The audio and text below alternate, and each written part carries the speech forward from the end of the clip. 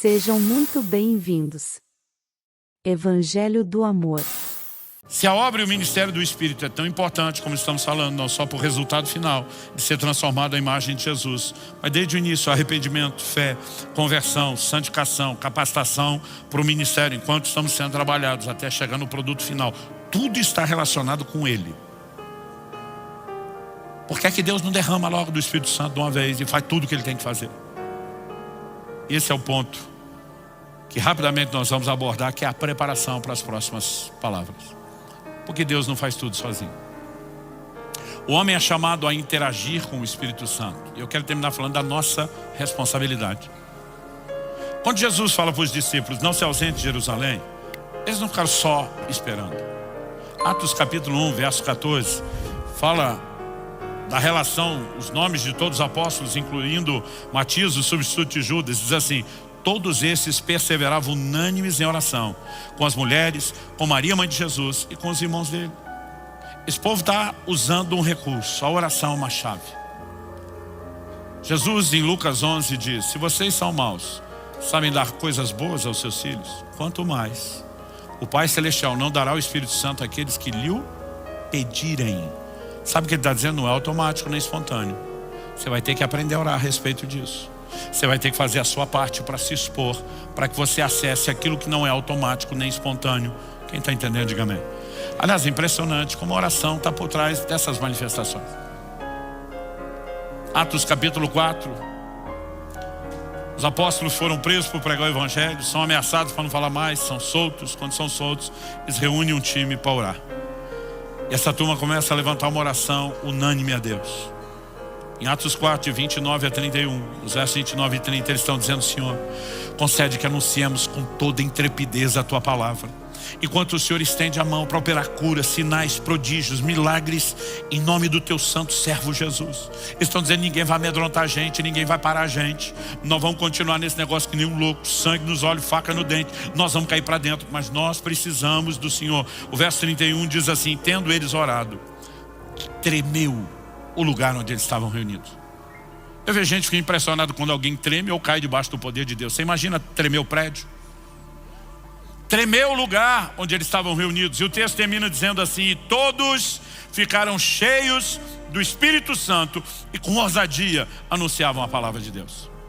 Aí nós vamos entender melhor essa questão da responsabilidade. Em Efésios 5,18, a Bíblia fala de um outro ambiente onde nos tornamos mais suscetíveis, sensíveis a Deus e ao Espírito, além da oração, que é a adoração.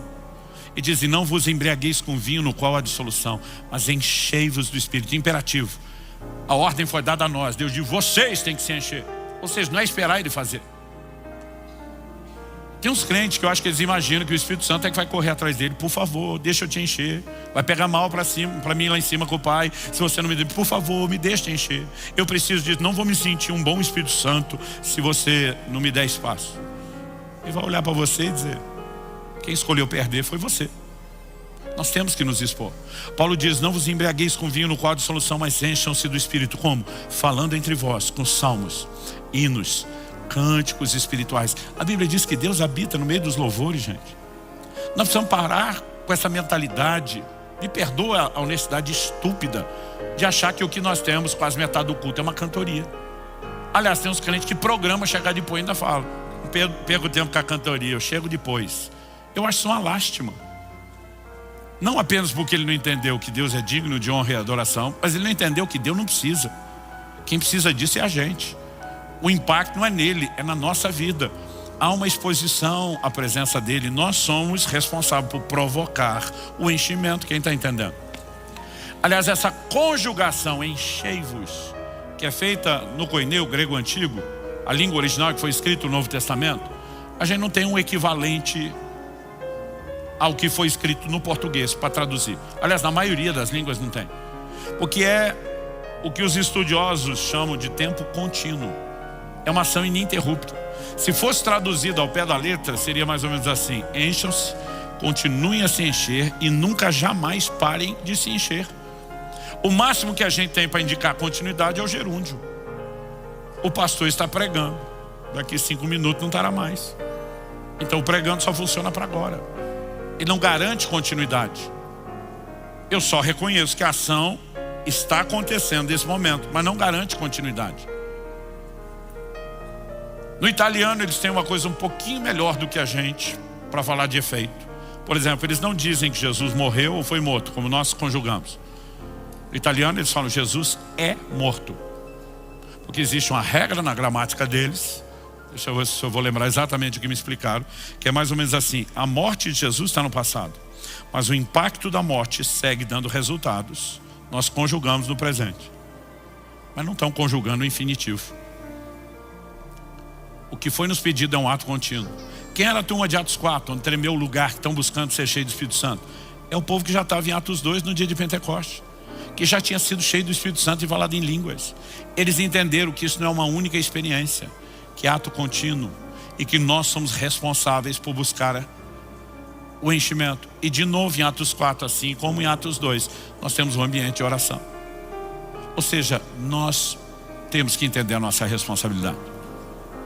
1 Tessalonicenses 5,19, esse é assunto das próximas mensagens, mas só para a gente arrematar aqui.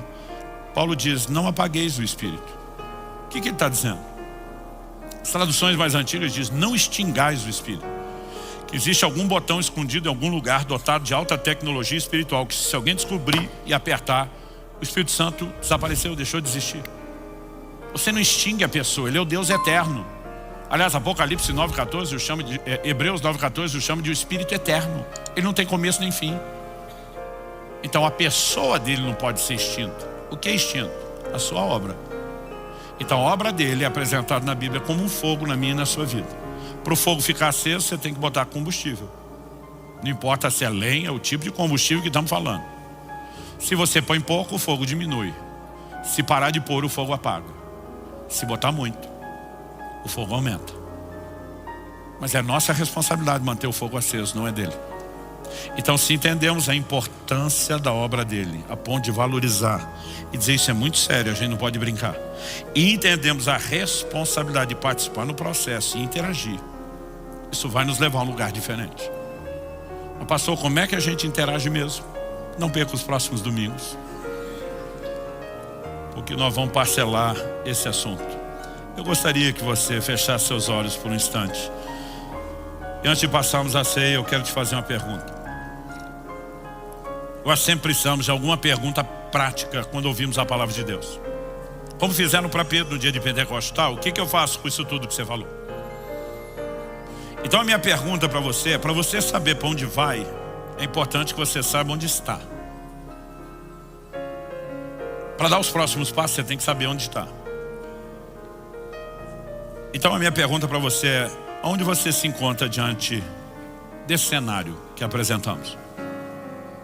Será que você está como aqueles efésios que nunca ouviu falar do Espírito Santo? Que daqui a pouco vai descobrir que não só não recebeu o Espírito Santo, como nem Jesus você recebeu ainda. Que você estava desejoso, estava aberto, estava cheio de vontade, mas mal orientado e precisando do básico. Porque se esse é o lugar onde você está, o próximo passo é trazer Jesus de verdade para dentro e buscar, na sequência, a experiência com o Espírito Santo. Talvez você diga: não, pastor, eu não estou nessa vibe aí dos Efésios, não. Eu acho que eu estou como os apóstolos antes do dia de Pentecostes. Eu já encontrei Jesus, eu sei que eu preciso do Espírito Santo, mas ainda estou buscando e não cheguei nesse lugar da experiência. Então, sabendo onde você está, você sabe que o foco agora a ser resolvido é a experiência com o Espírito Santo. Pastor, eu acho que eu estou melhorzinho. Eu acho que eu não estou no lugar dos Efésios nem dos apóstolos antes de Pentecostes. Eu estou naquele momento dos apóstolos depois de Pentecostes, precisando orar para voltar a ser cheio. Porque eu não mantive o fogo aqui tão alto como deveria. Sabendo onde você está, você sabe para onde precisa ir. Pastor, eu vou falar para o senhor, eu estou que nem os apóstolos depois que tremeu o lugar que estavam reunidos. Eu estou meio no ato contínuo, sendo cheio do Espírito Santo. O que é que eu preciso? Entender como entrar nas águas profundas. Nós vamos falar disso nos próximos domingos. Mas sempre há um lugar para que a gente avance. E para que você entenda para onde vai, você precisa reconhecer aonde está. Alguns dias atrás, uma semana e pouquinho atrás, Estava no final de um desses períodos de jejum. Eu tive uma experiência singular. Eu estava assim, estragado de sono na madrugada. Eu tinha feito o que eu não gosto, tomei muita água antes de ir para a cama. E acabei acordando no meio da noite, precisando ir para o banheiro. Eu fiquei até com raiva de ter bebido água, porque eu não queria. O sono estava profundo, estava gostoso. Eu lembro que eu voltei do banheiro para a cama, preocupado de dormir em pé. E tão grogue de sono que eu estava. Eu pensei, será que tem algum perigo de eu dormir em pé, de eu cair aqui? Sério que eu pensei nisso. Porque eu estava assim, eu pensei, encostar a cabeça no travesseiro de volta, não dá 3 segundos, já apaguei, fui para Nárnia. Enquanto eu pensei isso tudo e me acomodei, encostei a cabeça no travesseiro, uma voz suave, parecia um pensamento, um sentimento, sussurrou dentro de mim: por que você não ora um pouquinho? Eu não tenho problema de orar madrugada, estudar a Bíblia de madrugada. Quando eu não durmo, vira madrugada, é ótimo. Mas depois que eu dormia, é tão difícil para mim. Então eu sabia que não era minha carne querendo orar. Eu sabia que o diabo não teria nenhum interesse para me chamar para oração. Não tinha dificuldade de discernir que aquilo era um convite. Mas a minha carne pensava agora, como quem diz, não dá para orar depois. Ao mesmo tempo algo dizia dentro de mim, com um convite desse, você vai preferir dormir. Eu falei, vou orar um pouco. E quando eu comecei a orar, eu não consigo descrever o que aconteceu naquele lugar. Mas foi um dos maiores encontros que eu já tive com a presença de Deus na minha vida.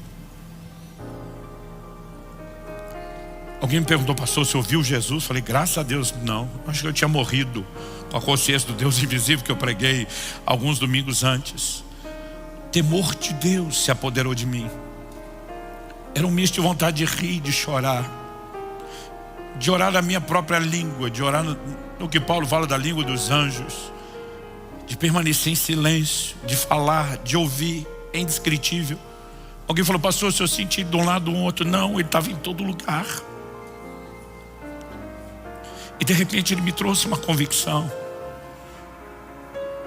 Ele diz, esse grupo de pessoas não jejuou com você. Nós tivemos quase 20 que entraram nisso espontaneamente, de forma orgânica. Minha mulher e meus filhos, junto com vários dos pastores e líderes da casa, disseram, não, nós vamos te acompanhar dessa vez. E a maioria bateu os 40 dias do jejum. E o Senhor começou a falar comigo. Eu provoquei eles. Eu estou orquestrando essas coisas. Eu estou trazendo um tempo novo. E Ele me deu uma certeza de que algumas coisas aconteceriam de forma diferenciada a partir desse mês nessa casa. Eu não consigo explicar para você o nível de certeza que eu tenho. Então, se você não consegue crer, pega uma carona na minha fé. Um vento vai soprar nesse mês, mas não é para parar esse mês. É para trazer um despertamento que nos leve a um lugar mais profundo. Não só um lugar de maiores experiências, mas de consolidar nosso relacionamento com Ele de uma forma diferenciada. E eu quero não apenas dizer para você o que eu estou crendo. Eu quero te dizer o que o Altíssimo me comunicou, que foi determinado pelos céus. Sua única decisão é se você aproveita ou não. E essas coisas não estão acontecendo à toa. Mas nós queremos que será um mês de realmente entrar no lugar novo. Eu quero convidar você a não ficar de fora, a vir conosco. Se você não vir aqui, não vou terminar nunca. Então eles vão achar que você não quer fazer assim. Então eu não vou. E deixa eu fazer mais uma breve oração. Se o Senhor não vivificar essa palavra, Senhor, terá sido só uma aula sobre o Espírito Santo. E nós te pedimos mais. Nós te pedimos por uma santa provocação, por um despertamento, por um movimento espiritual intenso e poderoso de restaurar a sensibilidade, de nos chamar, de nos atrair para perto de si e de encontrar em nós resposta. Nós oramos que não apenas nesses ambientes de culto, mas a partir deles, que o Senhor visite os nossos irmãos nos seus lares enquanto dormem, em qualquer outro ambiente, que seja um tempo não apenas de uma ativação de dons ou da unção, mas de um reencontro na comunhão com o Espírito Santo. Nós clamamos em nome de Jesus. Em nome de Jesus. Se inscreva para receber mensagens da Palavra de Deus para seu coração. Compartilhe essa mensagem para mais vidas serem alcançadas. Que você tenha um dia repleto de paz e de bênçãos vindas da parte de Deus.